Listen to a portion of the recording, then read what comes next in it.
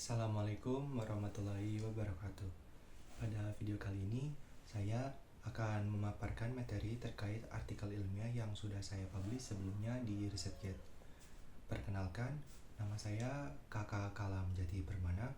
Saat ini sedang menempuh pendidikan di kampus Universitas 11 April Sumedang, khususnya di Fakultas Teknologi Informasi untuk program studinya Informatika. Baik, untuk selanjutnya kita akan mulai ke pembahasan materinya. Baik, pada artikel yang ingin saya paparkan yaitu memiliki judul analisis segmentasi dan pemodelan prediktif untuk intervensi stunting berbasis data. Latar belakang masalah stunting di Indonesia. Untuk konteks yang pertama itu konteks global. Stunting atau bisa disebut gagal tumbuh adalah tantangan kesehatan masyarakat serius yang menghambat perkembangan fisik dan kognitif anak, yang pada akhirnya mengancam kualitas sumber daya manusia yang di masa depan. Untuk masalah spesifik, diperlukan intervensi yang tepat sasaran. Namun, bagaimana kita bisa menentukan wilayah prioritas dan faktor kunci secara efisien? Solusi yang diusulkan pemanfaatan ilmu data science dan data machine learning untuk mengubah data menjadi rekomendasi kebijakan yang berbasis bukti. Pertanyaan dan tujuan penelitian. Untuk pertanyaan penelitian utama yang pertama itu, bagaimana karakteristik dan hubungan antar indikator kesehatan stunting, underweight, dan lain-lain di Kabupaten Sumedang. Bagaimana kecamatan-kecamatan dapat disegmentasi ke dalam kelompok risiko yang berbeda. Seberapa akurat kita dapat memprediksi jumlah kasus stunting menggunakan data yang ada.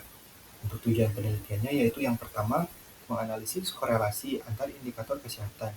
Kedua, mengelompokkan 26 kecamatan ke dalam klaster risiko menggunakan algoritma K-means.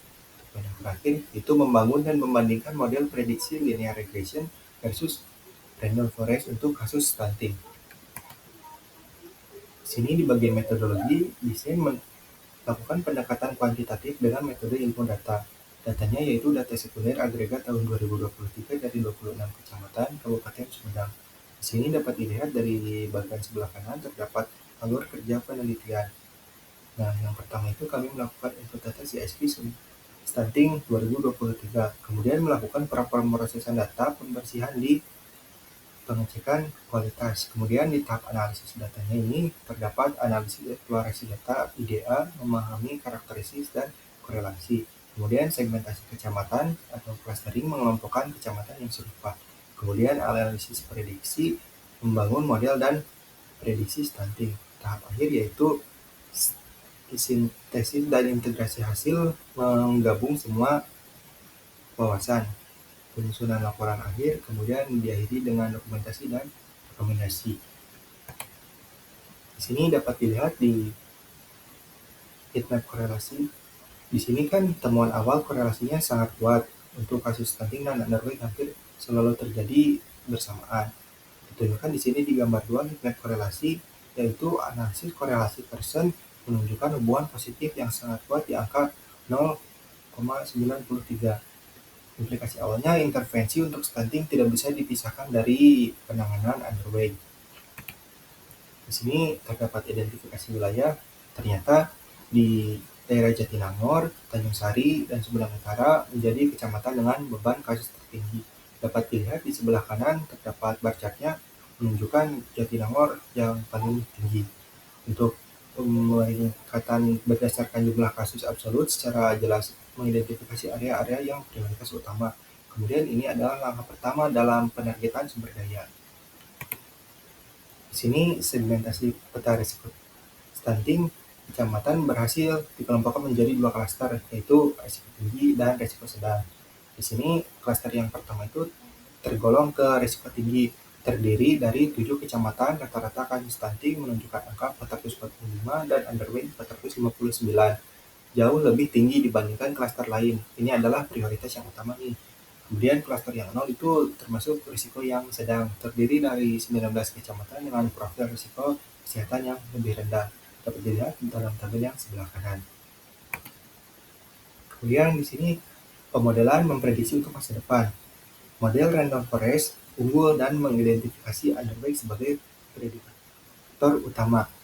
Akurasi model random forest mampu menjelaskan 76% variabilitas kasus stunting lebih baik dari model linear. Faktor paling berpengaruh, jumlah kasus underweight adalah prediktor paling dominan diikuti oleh jumlah bayi dan cakupan imunisasi. Dapat dilihat ini dari tabel yang sebelah kanan, random forest mencapai angka 0,76 lebih baik daripada linear regression. Kemudian di grafik batuan yang sebelah kanan juga menjelaskan terkait underweight prediktor yang paling dominan. Kemudian pembahasan dan implikasi. Sini untuk poin yang pertama itu kita integrasikan intervensi hubungan kuat stunting underweight membuktikan bahwa program harus menangani keduanya ini secara bersamaan. Fokuskan sumber daya segmentasi klaster memberikan peta jalan yang lebih jelas. Alokasikan bantuan gizi, tenaga kesehatan, dan edukasi ke 7 kecamatan yang klaster risiko tertinggi ini. Kemudian validasi berbasis data. Model machine learning secara kuantitatif memvalidasi bahwa underweight adalah faktor kunci, memberikan dasar bukti yang kuat untuk penyusunan strategi. Di sini ya terdapat keterbatasan, kami mengakui penelitian ini menggunakan data yang terbatas yaitu 26 titik data dan belum mencakup faktor sosial ekonomi. Mungkin ya dari kesimpulan dan saran yaitu kesimpulan yang pertama, penanganan stunting di Sumedang harus terpadu dengan penanganan underweight. Kemudian yang kedua, intervensi harus difokuskan pada 7 kecamatan berisiko tinggi yang telah diidentifikasi. Kemudian underweight adalah indikator kunci yang dapat digunakan untuk memprediksi risiko stunting. Untuk saran para aksi, kebijakan prioritaskanlah alokasi PMT dan tenaga kesehatan ke klaster risiko tinggi. Kemudian yang kedua, penelitian selanjutnya perkaya dahulu dataset dan data sosioekonomi, kemudian kumpulkan data secara berkala atau time series untuk analisis tren. Sekian pemaparan materi terkait artikel ilmiah saya. Mohon maaf apabila terdapat kekurangan. Assalamualaikum warahmatullahi wabarakatuh.